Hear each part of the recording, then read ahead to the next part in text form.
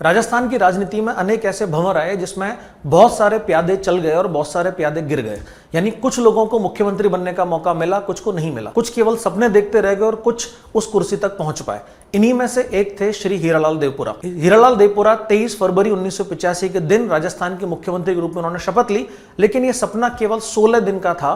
10 मार्च 1985 के दिन उनको त्यागपत्र भी देना पड़ा। मामला कुछ ऐसा हुआ कि 21 फरवरी 1985 के दिन, जिस समय 8वीं विधानसभा के लिए चुनाव की तैयारियां चल रही थी, बहुत सारी जगह प्रचार चल रहा था, उसी समय एक सिटिंग एमएलए का एनकाउंटर होता है। पिछले अंक में हमने बात की थी, उस पर चर्चा हमारी हो चुकी है कि डीग के एमएलए महाराजा मानसिंह का एनकाउंटर किया गया जब उन्होंने मुख्यमंत्री शिवचरण माथुर के हेलीकॉप्टर को अपनी जोंगा जीप से टक्कर मारी थी। तो 23 फरवरी 1985 को सेंट्रल गवर्नमेंट ने, राजीव गांधी सरकार ने शिवचरण माथुर का त्यागपत्र मांग लिया।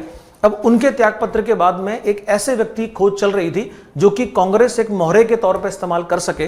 तो इसीलिए कुंभलगढ़ में तैयारी कर रहे चुनावों की श्री हीरालाल देवपुरा को बुलाया गया और उनको 23 फरवरी 1985 को राजस्थान के मुख्यमंत्री के रूप में शपथ दिलाई गई। चुनाव संपन्न हुए, कांग्रेस ने फिर से जीत दर्ज की। तो हीरालाल देवपुरा ये सोच रहे थे शायद उनको फिर से मौका मिलेगा, लेकिन 10 मार्च 1985 के दिन ही उनसे त्यागपत्र भी मांग लिया गया। अब इसका मतलब उनको केवल 16 दिन का मुख्यमंत्री बनने का मौका मिला। सपना देख रहे थे लेकिन वो पूरा नहीं हुआ। अगले मुख्यमंत्री बने श्री हरिदेव जोशी। उसके बाद उनको राजस्थान की विधानसभा का अध्यक्ष बनाया गया और बाद में फिर वो वित्त आयोग के भी अध्यक्ष रहे। हीरालाल देवपुरा का संबंध एक ऐसे परिवार के साथ है जिन्होंने कभी महाराणा उदय सिंह की जान बचाई थी। हम इस बात को अच्छे से जानते हैं कि 1536 में दासी पुत्र बनवीर ने मेवाड़ के महाराणा विक्रमादित्य की हत्या कर दी।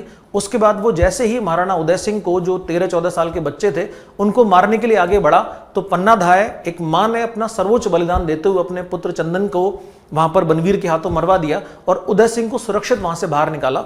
उदय सिंह को लेकर के पन्ना धाय पहुंचती हैं आशा शाह देवपुरा के पास में, जो कुंभलगढ़ ठिकाने के ठिकानेदार थे। आशा शाह देवपुरा ने उदय सिंह को रक्षा दी, उनका पालन पोषण किया।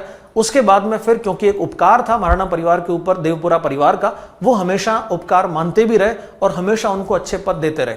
आजादी के बाद भी देवपुरा परिवार का दखल राजनीति में लगातार बढ़ा और उसी दखल की वजह से हीरालाल देवपुरा लगातार चुनाव जीतते रहे और फाइनली एक बार ही सही उनको मुख्यमंत्री बनने का मौका मिला। मिलते हैं फिर आपसे अगले अंक में किसी और दिलचस्प कहानी के साथ। Thank you.